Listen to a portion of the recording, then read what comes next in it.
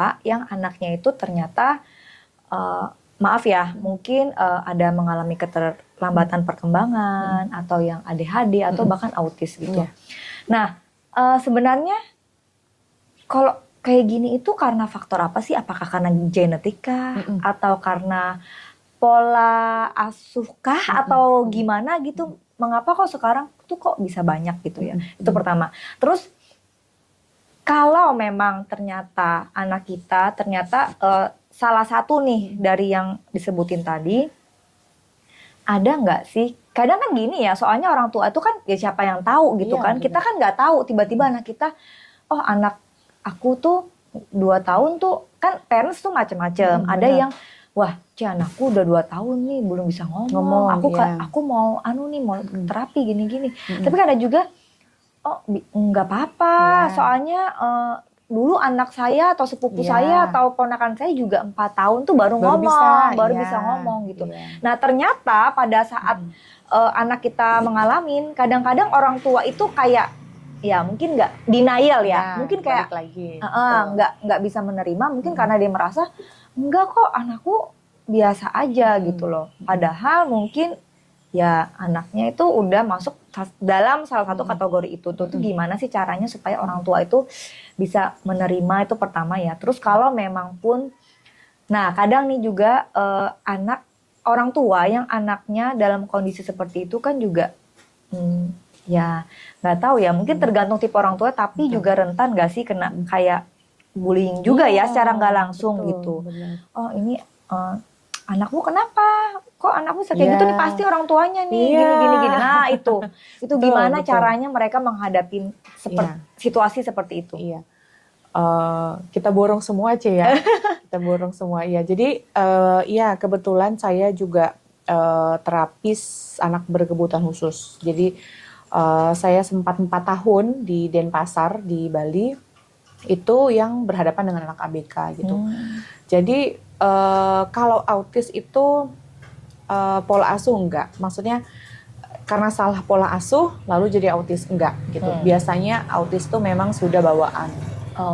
Tapi justru autis itu paling mudah dideteksi dari bayi bahkan gitu ya. Jadi kebanyakan itu tadi bahwa orang tua taunya telat ketika anak mau sekolah. Bahwa anak tanda petik cenderung agak beda dari temennya, sehingga proses penanganan untuk terapi dan treatmentnya pun terlambat gitu. Jadi justru kalau yang autis itu deteksinya lebih dini gitu ya, lebih dini. Kalau bayi gimana kita taunya? Pada saat kita nyusuin, kita kan menyusu bayi nih, kita nih ibu-ibu nyusuin bayi. Ketika kita nyusuin bayi, respon dari mata bayi itu nggak ada. Kemungkinan, tapi kan butuh screening lebih lanjut ya. Yang paling mudah untuk kita deteksi, matanya tidak ada kontak mata. Kemungkinan itu autis. Justru dari bayi. Kalau autis itu, ya mungkin pada kesempatan yang baik ini saya katakan ketika kita punya bayi, lagi hamil deh gitu ya, kita lagi hamil lalu kita nyusuin bayi. Pada saat nyusuin bayi itu tidak ada respon dari mata bayi kita, kemungkinan itu autis salah satunya. Jadi ketika nanti anak sudah mulai agak beberapa bulannya bayi itu, kita udah bisa bawa nih ke dokter tumbuh kembang anak, lalu ke psikolog. Biasanya itu paduannya. Saya kebetulan beberapa kali dapat klien ABK itu dari salah satu dokter di Rumah Sakit Hermina. Jadi dapat terapi dari dokter, lalu nanti cari Mbak Vivi, dikasih kontak saya. Akhirnya beberapa anak akhirnya terapi dengan saya. Jadi ini maksudnya, maaf saya potong ya, maksudnya anaknya? Iya, anaknya. Dengan psikolog juga? Iya. Jadi misalnya kita ke speech delay dulu deh. Nanti kita bahas autis dan ADHD. Speech delay dulu. Saya paling banyak dapat anak speech delay dari salah satu dokter itu di Hermina.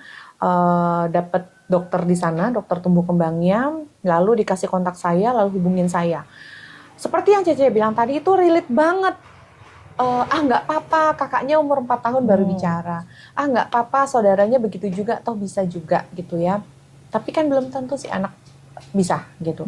Nah, saya juga nggak ambil semua, misalnya gini, kalau speech delay itu, kalau kalau dokter tersebut memberikan pada saya, berarti itu memang ranah saya. Yang tidak diberikan pada saya adalah misalnya yang memang sesuatu ada sesuatu dari oralnya.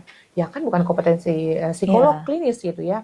Jadi dia terapi bicara, memang dia butuh dokter dari oralnya misalnya gitu.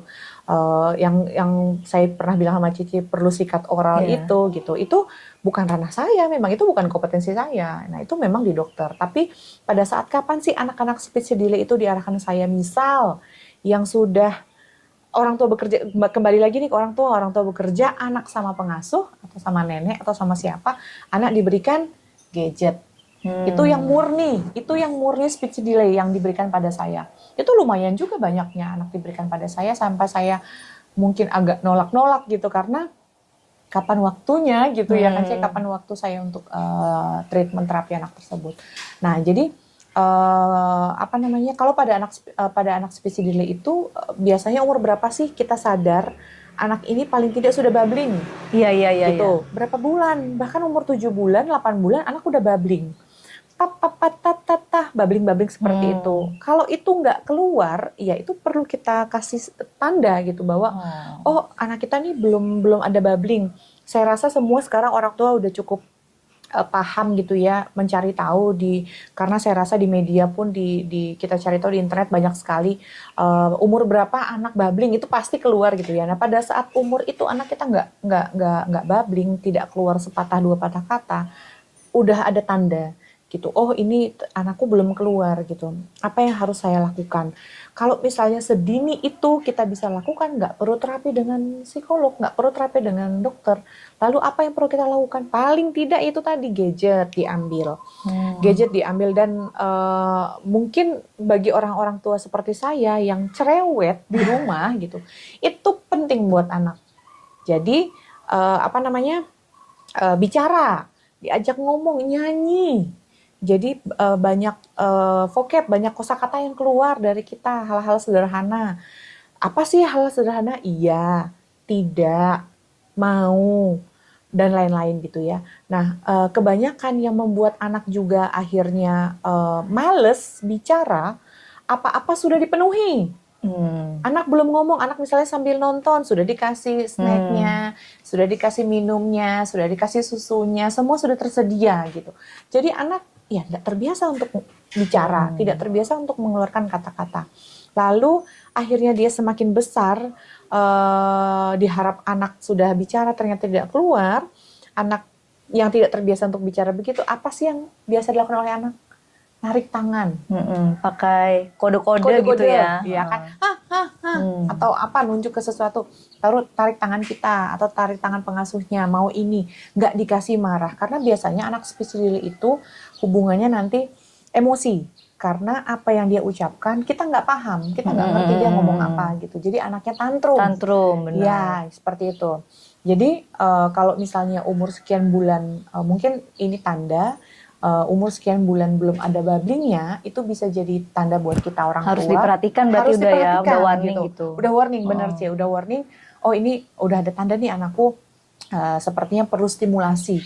Nah stimulasi itu yang baik justru dari kita, dari orang tuanya, bukan dari gadgetnya gitu, bukan dari TV gitu. Mungkin ada beberapa orang tua yang merasa terbantu juga dari gadget gitu ya. Oke, saya nggak bisa memaksakan gitu ya, tapi kalau bisa jangan handphone. TV mungkin gitu ya, karena TV nggak mungkin dibawa kemana-mana sama anak, nggak mungkin menyendiri anak dengan TV-nya. Tapi kalau handphone, laptop, iPad, itu tablet kan dia bisa bawa kemana-mana, menyendiri misalnya. Tapi kalau TV enggak, ya mungkin ada beberapa orang tua yang merasa terbantu ya oke gitu ya. Tapi kalau handphone kalau bisa jangan. Nah pada anak usia dini pun kalau bisa handphone juga jangan gitu, jangan dulu gitu, karena kalaupun gitu ya, kadang-kadang saya juga nggak bisa terlalu saklek ketika bertemu dengan orang tua yang benar-benar nggak bisa. Oke, tapi ketika anak berhadapan dengan gadgetnya, tolong dampingin sehingga ada komunikasi dua arah. Jangan anak dibiarkan sendiri, sama aja gitu. Tapi tetap dampingin. Adik lihat apa? Misalnya dia bilang, gajah. Oh iya, gajahnya besar. Mana hidungnya? Gitu. Ini hidungnya gimana? Jang. panjang. Oh iya, hidungnya panjang. Nah, ada komunikasi dua arah di sana. Tapi kalau anak hanya lihat sendiri, ya sama aja. Terus saya pernah, ya ini mungkin umum ya, udah umum gitu kan, katanya benar nggak sih kalau misalnya anak itu belum bisa berbicara itu nggak boleh dikasih tontonan, maksudnya nggak boleh dikasih gadget atau tontonan, apalagi tontonannya itu yang nggak ada suaranya ya? Ya, benar. Jadi yang paling penting juga itu adalah ini pengalaman saya waktu di Bali, di Denpasar, karena kan banyak bule gitu ya, banyak WNA gitu. Jadi yang perlu juga adalah kita sama orang tua mau bahasa apa dulu. Inggris dulu apa bahasa Indonesia dulu, itu juga penting gitu, karena anak jadi kebingungan bahasa. Anak taunya red, mana red, dia tahu dia ambil merah, tapi mana merah anak nggak tahu gitu, padahal kan sama gitu. Tapi kita samain dulu nih, orang tua maunya Inggris dulu apa bahasa Indonesia dulu. Kalau menurut saya bahasa ibu dulu, bahasa ibu dulu. Ketika anak sudah tahu bahasa ibu, lebih mudah untuk kita tambahkan bahasa asing lain, bahasa Mandarin, bahasa Inggris, bahasa yang lain-lain, itu akan lebih mudah ketika bahasa ibu anak udah paham, gitu. Jadi itu dulu berarti paling pertama tuh kita orang tua dulu mau yang mana dulu. Nah setelah itu TV gitu ya, ada yang itu kalau saya gitu ya, itu tadi kembali lagi bahwa boleh nggak maksudnya kalau mereka tuh belum bisa berkomunikasi, belum bisa bicara, tapi nggak ada dikasih tontonan itu boleh nggak? Apalagi tontonan tuh yang nggak ada komunikasi, jadi cuman kayak gambar gerak-gerak tapi dia nggak ngomong. Ya. Kan banyak kartun sekarang gitu. Betul. Sebaiknya jangan, sebaiknya tidak dulu, karena kan ini anak sedang tumbuh kembang bahasa. Lalu kita kasih tontonan yang tidak ada bahasanya, bahasa gagu-gagu gitu nanti jadinya, kan jadinya ya sebaiknya jangan gitu, sebaiknya tidak kita berikan. Nah tapi kalau misalnya tontonan yang kita berikan itu yang bersuara, ada komunikasinya, ada komunikasi dua arahnya, ya mungkin kalau bisa sih tidak. Tapi kalau misalnya pun dengan terpaksa udah nggak bisa lagi, ya sebaiknya jangan handphone. Jangan alat atau benda yang mudah dibawa anak kemana-mana. Mungkin TV gitu. Tapi kita sepakati dulu nih, yang mana mau kasih lihat. Iya.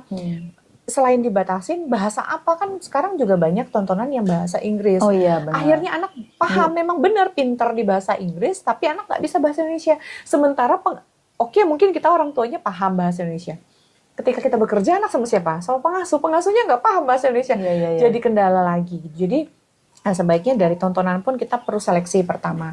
Kita perlu seleksi lalu kita batasi. Memang benar sekali kalau bisa bagi anak-anak balita ya jangan lama-lama juga. Mungkin bukan hanya dari segi perkembangan aja, tapi matanya, istirahatnya gitu ya. Jadi perlu untuk dibatasi, diseleksi gitu ya. Jadi, nah bagi kita yang bekerja, baiknya sih kalau kita nggak kerja memang bisa kita batasi, bisa kita dampingin. Tapi kalau kita yang nggak bekerja kan kita perlu untuk sampaikan juga sama pengasuh, yang ini yang boleh dikasih lihat, yang ini jangan dulu. Tapi jangan dulu ini pun kita sampaikan pada pengasuh, supaya pengasuh pun nggak yang kenapa sih nggak boleh orang tontonan begini aja gitu ya, karena begini Mbak, nanti kalau si adik ini terlalu paham ini, nanti nggak paham ini gitu kan. Kalau si adik nanti lebih paham bahasa ini, belum bisa bahasa ini, jadi si Mbak pun nggak bertanya-tanya, jadi ini boleh ini nggak boleh gitu. Jadi nggak boleh pun kita tetap kasih alasannya gitu. Berarti bahasa ibu dulu ya sebaiknya. Iya, sebaiknya. Bahasa ibu kembalikan dulu. Lagi kepada orang tua gitu ya. Kalau di Bali dulu kan mungkin karena ini ya bukan hanya orang, kita kan beberapa klien itu juga ada anak ibunya orang kita, ayahnya orang luar. Tapi gitu. Kalau misalnya nih kita tuh ngomong, anak itu ngerti nggak sih? Maksudnya gini, bukan ngerti atau enggak sih? Apakah anak itu bisa menerima bahasa yang berbeda ataukah membuat mereka justru jadi bingung? Jadi bingung. Anak pasti akan menjadi bingung. Si mama dengan bahasa Inggris misalnya, kadang kita bener sih, siapa sih yang nggak bangga ya, anak saya pun bangga gitu ya. Tapi bagi anak-anak yang masih belajar, tanda petik gitu ya, bagi anak-anak yang masih belajar, sebaiknya samakan dulu gitu. Anak pasti akan kebingungan dengan bahasa. Soalnya saya tuh pernah sih dari mana ya? Saya pokoknya pernah melihat gitu dan membaca gitu katanya bukan membaca ya, melihat gitu. Jadi ada sharingan gitulah ya. Sharingan tuh yang bilang katanya sebenarnya anak-anak tuh biarpun kita kasih bahasa yang berbeda, mereka tuh bisa kok ngerti, bisa menerima gitu. Jadi ya nggak tahu ya, mungkin jadi yang sebenarnya itu pasti anak bingung ya. Bingung. Anak pasti akan kebingungan. Anak nggak mungkin anak tidak bingung ketika dia udah paham. Ya. Kalau anak belum paham, masih dalam kita bicara tadi konteksnya speech delay gitu ya. Anak belum paham, kita dengan bahasa yang berbeda, anak akan kebingungan. Kalau anak yang udah paham ya mungkin dia nggak akan bingung, dia udah paham gitu ya, udah paham ini apa, orang tuanya bahas apa, bicara apa, ya anak udah paham, dia nggak mungkin kebingungan. Tapi bagi anak-anak yang masih belajar komunikasi, anak yang masih belajar tahap pemahamannya belum sampai ke sana, dia pasti akan kebingungan gitu, pasti akan kebingungan. Contoh yang saya bilang tadi, anak tahu red, anak tahu elephant, anak tahu ini, tapi bahasanya kitanya anaknya nggak paham itu. Padahal ya sama, bener juga diambilnya gitu. Misalnya dalam proses terapi gitu, kita pakai kartu warna. Apa ini? Red, dia bilang. Oke, saya taruh merah sama hijau. Ambil mana yang warna merah? Nggak tahu ya. Gitu. Jadi kalau misalnya dalam konteks belajar, kita tanyakan dulu sebagai terapis gitu, tanyakan dulu pada orang tuanya mau disepakati dulu ya bahasa yang mana yang mau. Kalau anak udah paham merah, red apa itu, dia udah nggak akan kebingungan. Terus kalau anak nih speech delay itu benar nggak sih kalau speech delay itu salah satu faktornya bisa juga karena kurang stimulasi dari motorik? Maksudnya motorik itu pengaruh nggak ke speech delay? Iya, motorik itu kan ada dua ya, motorik halus dan motorik kasar, benar gitu. Mungkin saja berpengaruh. Misal ketika kita sedang belajar atau berlatih motorik halus atau motorik kasar, lompat, hap misalnya. Kalau misalnya anaknya yang diem aja, tanda petik gitu, terkungkung aja dalam rumah, motoriknya pun tidak terlatih gitu, ya mungkin aja gitu seperti Jadi itu pengaruh ya? Pengaruh. Karena kalau motorik halus, kalau motorik halus tuh kita misalnya mewarna, menggambar atau merobek-robek kertas atau merobek-robek tisu, itu kan kita nggak mungkin diem-dieman. Pasti ada sepatah dua patah kata dari kita orang dewasa kepada anak. Ayo ambil warna merah. Ayo kurang kecil, mana yang kecil gitu. Nggak mungkin diem-dieman kan. Sama kalau motorik kasar. Ayo lompat, hap atau manjat gitu ya. Manjat gitu ya sedikit banyak berpengaruh sama anak. Berarti kalau anak speech delay boleh dong orang tua tuh kasih di rumah, entah dia bermain di halaman yang benar-benar kaki terinjak tanah tanpa gitu sandal, ya? tanpa alas kaki. Iya, bisa. Berarti itu memang membantu banget bagi perkembangan ininya juga. Sebenarnya bukan hanya perkembangan bahasa aja yang di terbantunya gitu ya. Keseimbangannya, terus sensori integrasi kalau kami bilang. Anak yang umur 2 tahun nggak berani menginjakkan kaki di rumput dan di pasir, itu mungkin bukan hubungannya sama speech delay aja gitu ya, tapi sensorinya yang memang perlu kita latihkan gitu. Mungkin ada orang tua yang jijian gitu ya atau apa, tapi akhirnya anaknya tidak belajar gitu. Nanti pengaruhnya apa? Nah, pengaruhnya nanti berbagai macam, bukan hanya dalam speech delay aja, motorik kasar halusnya, sensorinya, jalan dia menjinjit gitu, nggak beranian berhadapan dengan sesuatu gitu. Kalau di rumah latihan yang mudah, yang sederhana bisa kita lakukan. Kalau di tempat terapi kan ada alatnya gitu ya. Tapi kalau di rumah kita misalnya pakai lakban hitam atau lakban kuning. Kalau lakban transparan kan nggak terlihat. Nah, lalu misalnya dari sudut sini ke sudut sana, kita lakbanin tuh tehel kita atau apa lantai lah ya, tehel kita lakban yang dilihat oleh anak. Terus anak suruh jalan tuh di situ. Iya, di lakban itu si anak suruh jalan. Nggak boleh keluar dari, kan bisa main sama anak, kedekatan sama anak, tapi kita terapi anak kita sendiri. Bentuk proses terapinya juga seperti itu. Kalau di tempat terapi namanya papan titian. Nah, kalau misalnya di rumah bisa tuh pakai itu, kita lihat nggak boleh lewat jalan sini anak, ayo lihat mama. Kita duluan misalnya, nanti si anak ngikut gitu. Nah, itu banyak plusnya, bukan hanya terapi aja, tapi kita pun akhirnya menjadi dekat sama anak seperti itu.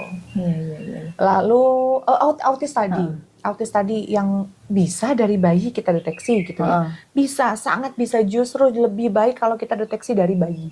Ketika kita nyusuin, kontak mata anak, kita lihat di kita yang pernah nyusuin anak gitu ya, saya rasa mungkin beberapa orang tua mungkin ada yang tidak nyusuin, tapi pasti pernah nyoba lah paling enggak ya nyusuin anak. Ketika matanya itu nggak ada kontak ke kita, itu salah satu deteksi kita bahwa anak kita itu autis. Tidak pasti gitu ya, tapi itu salah satu cirinya. Nanti kita lihat ketika anak semakin besar, lalu responnya, ada mainan bayi kan banyak ya, di CNC juga pasti banyak sekali mainan bayi. Ngikutin nggak matanya ketika ada sumber suara, bukan hanya lihat dari mata, misalnya kita lihat deh kan mainan ada di CNC yang muter-muter tuh ngecek juga ya itu kan, anak merespon nggak itu? Kalau anak nggak merespon, itu juga salah satu cirinya anak autis. Gitu. Suara anak gimana? Mungkin ya, bukan mungkin, tapi pasti anak itu merespon sumber suara. Ciki. Dia cari gitu ya. Iya, kalau anak nggak merespon, itu juga ciri anak autis. Jadi kan justru dari bayi bisa kita deteksi ya. Kalau mainan bayi itu puter-puter tuh kan dari umur bayi sebulan, 2 bulan, udah anak udah respon kan, walaupun masih sebayi itu gitu, sebulan 2 bulan anak udah respon. Tapi ketika anak nggak respon, itu mungkin bisa salah satu cirinya. Kalau misalnya umur 2 bulan, 3 bulan bayi kita itu tidak merespon suara dan tidak melihat mainannya gitu, nggak apa, kita coba bawa konsultasi ke dokter tumbuh kembang anak gitu. Kita cari, dok, anak saya tidak merespon mainan yang berbunyi gitu, dok, anak saya tidak merespon mainan yang berputar, anak saya tidak merespon suara yang bising. Nah itu nanti kita ikutin apa arahan. Kalau mungkin sebayi itu masih ini harus ya, diobservasi dulu kali ya. Iya, nggak apa-apa, kita bawa ke dokter tumbuh kembang anak dulu gitu. Lebih baik gitu, karena kalau misalnya sudah gedean, lama agak susah ya. Benar gitu. Kalau misalnya dari bayi kita sudah bisa kita deteksi, nanti terapisnya mungkin dokter anaknya, mungkin jika diperlukan oleh dokter psikolog anaknya, itu lebih mudah untuk, bukan lebih mudah juga, maksudnya lebih cepat kita tangani gitu. Kalau sedini mungkin kita tahu bahwa anak kita punya tanda petik, tanda seperti itu gitu. Karena saya rasa ketika ada mainan yang menarik, ada suara yang menarik, anak pasti akan menoleh, pasti akan merespon, pasti tuh, saya yakin.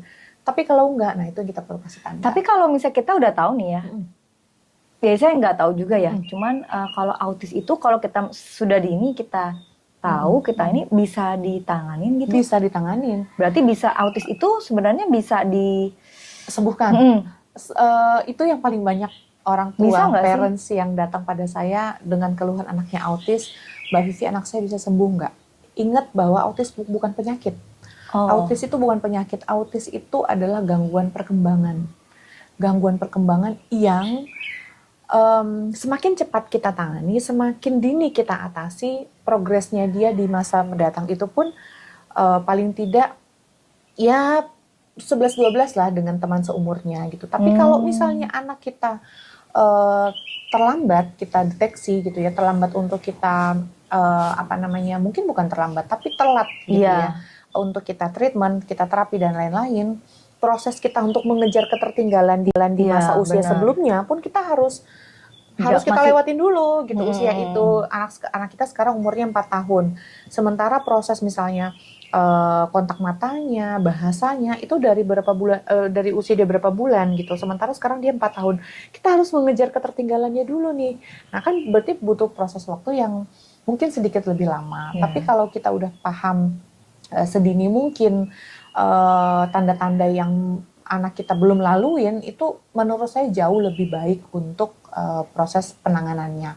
Nah yang tidak kalah lebih penting lagi ya orang tua gitu, bahwa orang tua sadar, orang tua dengan kesadaran penuhnya untuk menerima, kok belum begini, kok anakku begini, kok anakku seperti ini. Itu paling penting, karena saya yakin proses penyembuhan itu jauh lebih cepat apabila kita sadar kalau kita sakit.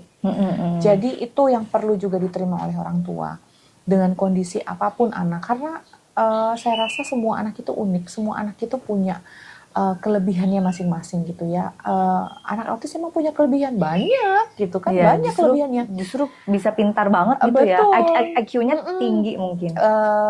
Betul gitu ya, tapi kan itu perlu stimulasi pastinya. Kalau misalnya jangankan anak autis, anak yang maaf gitu ya, anak yang tanda petik gitu, yang tumbuh kembangnya normal pun tapi nggak ada stimulasi ya sama aja gitu ya, sama aja gitu. Jadi nggak ada ini juga. Cuman kalau yang saya maksud, karena kebanyakan rata-rata anak autis yang datang pada saya itu sudah 6 tahun belum sekolah, 7 tahun belum sekolah. Akhirnya orang tua kebingungan, datang sama saya, mohon maaf gitu ya, nangis, kenapa anak saya telat sadarnya gitu. Belum lagi si kakak yang 7 tahun autis ini masih punya adik kecil, si mama harus berbagi perhatian kepada adiknya gitu. Nah itu kan kalau sudah 7 tahun itu ya kompleks gitu, dan itu psikolog nggak bisa bekerja sendiri, perlu dokter, perlu terapi,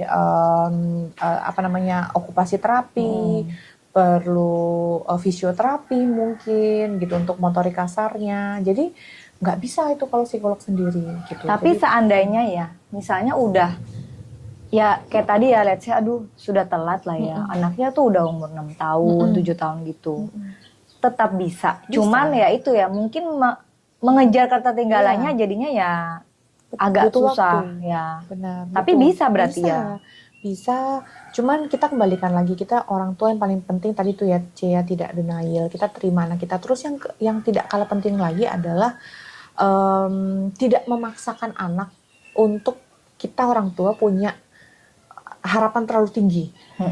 Gitu ya. Jadi ini juga banyak yang ketemu saya, anaknya autis gitu, anak saya bisa sembuh nggak ya? Saya bilang anaknya kan nggak sakit, jadi ya nggak akan sembuh, orang bukan sakit gitu karena gangguan perkembangan. Terus yang kedua adalah terapinya berapa lama Mbak Vivi gitu, karena kalau sudah terapi yang kompleks begitu, saya paham sekali bahwa mungkin bukan hanya dari segi biaya gitu ya, bukan hanya dari segi biaya yang tidak sedikit, tapi perhatian gitu, yang tidak kalah penting juga bagi anak yang istimewa itu ya perhatian kita orang tuanya itu juga sangat amat mendukung progres terapi, sangat mendukung. Beberapa anak terapi itu yang ketika saya terapi orang tuanya nggak ada, jadi siapa yang antar atau yang nungguin? Pengasuh gitu. Jadi ya gimana gitu kan, kebingungan kita juga sebagai seorang terapis. Karena nanti kalau misalnya dengan saya gitu, kan kita pasti punya buku penghubung sama kayak kita sekolah. Harapan saya itu diulang. Lanjutkan di rumah gitu ya. Iya, diulang di rumah. Supaya apa? Paling tidak perkembangannya misalnya kontak mata. Bagi anak autis misalnya kontak mata yang minim. Biasa kan itu cirinya anak autis gitu ya, minim kontak mata. Ya anak pun berlatih untuk mempertahankan kontak matanya gitu. Jadi kalau misalnya sudah dengan pengasuh, orang tua tidak mengulangi, ya gimana karena gitu, kita tidak dukung. Terapi hanya berapa jam sih ya? Sejam. Sisa waktunya kan banyak di rumah. Iya di rumah. Jadi kayaknya mungkin kalau cuma ngandalin terapis doang, di terapisnya aja, nggak diulang sekali. Juga susah. Jadi tambah lama gitu maksudnya. Tambah lama gitu. Terapi cuma 1 jam gitu ya, seminggu paling sekali 2 kali gitu. Jadi yang paling banyak itu ya diulang gitu di rumah. Diulang di rumah, apa yang sederhana bisa dilakukan di rumah, diulang. Karena kalau saya gitu ya, sebisa mungkin sedetail itu saya tuangkan supaya mudah dipahami oleh orang tua gitu atau pengasuh. Akhirnya ya saya lebih banyak bertemu dengan pengasuh. Mungkin bukan pengasuh omanya, neneknya gitu ya. Jadi yang mengulang justru lebih banyak bukan orang tua gitu. Ada sih beberapa orang tua, tapi kebanyakan memang pengasuh atau omanya, karena anak dengan oma di rumah. Orang tuanya bekerja. Seperti itu.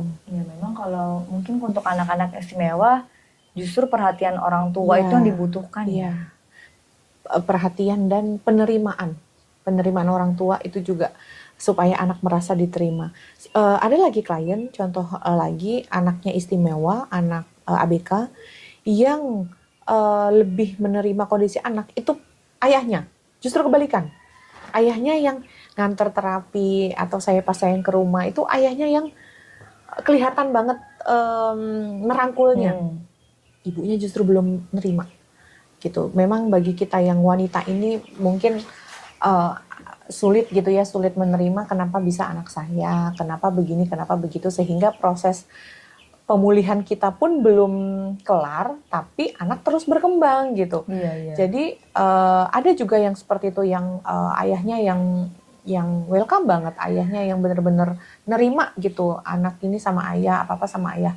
Ibu tuh hanya ya sesekali muncul karena ibunya yang butuh akhirnya si ayahnya bilang, ya udah Mbak Vivi, bagaimana kalau mamahnya dulu yang ininya yang dulu ketemu ya. saya ini mamanya dulu gitu, sampai akhirnya mamanya menerima dan mendampingi proses terapi. Karena kalau terapi misalnya seminggu 4 kali, pertemuan pertama itu orang tua harus ikut, harus ikut. Kalau dengan saya itu yang saya dapatkan waktu di Denpasar itu, di Bali itu, pertemuan pertama orang tua harus ikut, harus wajib ikut. Kalau orang tuanya kerja, saya minta pada saat pertemuan saya mohon cuti, harus ada di pertemuan pertama. Kenapa?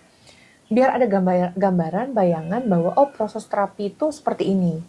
Oh terapi anak ADHD seperti ini, anak autis seperti ini, ADD seperti ini, speech delay seperti ini. Oh harus ada biar ada bayangannya orang tuanya. Jadi saya minta pasti harus ada orang tua pertama. Jadi ketika orang tua udah tahu, udah paham, lalu nanti pertemuan berikutnya udah nggak ikut lagi, ya itu dari buku itu. Jadi diharapkan ya orang tua mengulangi lah, paling tidak mengulangi apa yang sudah dituliskan, dituangkan dalam buku tersebut.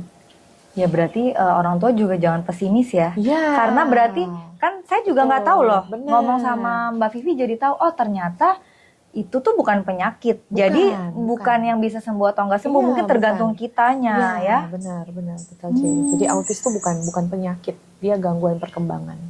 Berarti sebenarnya anak autis kalau mereka mau sekolah nih, misalnya di sekolah biasa pun, loh, tapi kalau misalnya gini ya, untuk anak yang aktif gitu kan, itu gimana? ADHD